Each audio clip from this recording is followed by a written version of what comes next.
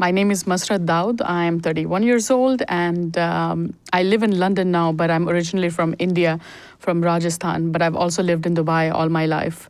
I am currently a rural education campaigner, but I have a background in media.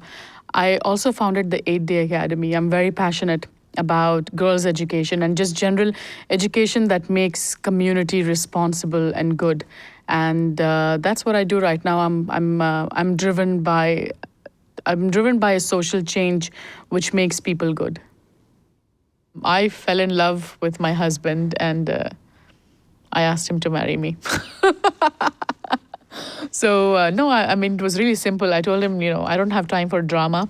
And I said, you're 26, no, you're 27 and I'm 26. And, our families are freaking out because we're, going to be the age of our grandparents. So I said, let's just get married. And he said, what the hell, let's get married. We're both looking for the same thing in a marriage.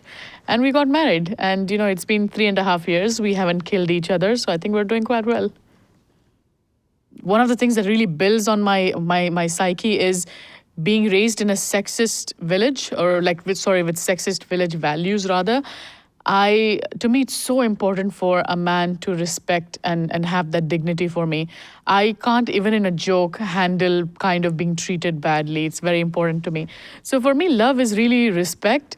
It is giving each other our space, and I mean, I keep telling my husband, I said, it's really a friendship. I said, don't ever try to be a husband. And it's really friendship. I keep it very simple. I think there's just so much drama happening in life in general that the last thing you want to do is come home to drama. So I think it's just you be what you want to be and I'll be what I want to be. And let's just kind of, be happy in supporting each other. And we love traveling, so we keep traveling. So I think it's quite simple, really. Honesty and respect is so important. And I don't know if those are just, I can call them simple village values, but it's values they live by. My father, did really well for himself. And I mean, the stuff he's given us in terms of education and materialistic comforts as well, I really wish and that I'm able to do that for my children. I find it hugely inspiring for a man who studied under the street light because they couldn't afford electricity at home, for him to kind of, I guess, build us into the human beings that we are. And, my father always tells us, even now, he says, a lot of times in life, I've had people who came to me with shortcut way of making money. You invest this here and then you're going to have this 10 times and whatever. And he said, I never went for that. He said, every time there is a shortcut, you need to know that it's just, if it's too good to be true, it probably is. And he says, you have to live your life with honesty and you have to live your life with respect. If you don't have respect, money can be earned any day. You lose it now, you'll gain it again at some point. But if you lose your respect, it's one of those things you never get back. And these are such important values. And no matter where you go in the world, it's relevant. And it is really what make your character strong and you can exist anywhere. I was 17 years old when I started wearing the burqa, and it was a family decision at that time. And it's a cultural thing. My mom, my grandmom, all of them wear it. And when my parents told me to start wearing it, I absolutely hated that idea of that I had to wear this. I thought no one's going to be friends with me. But then when I started wearing it, and it made my life really difficult.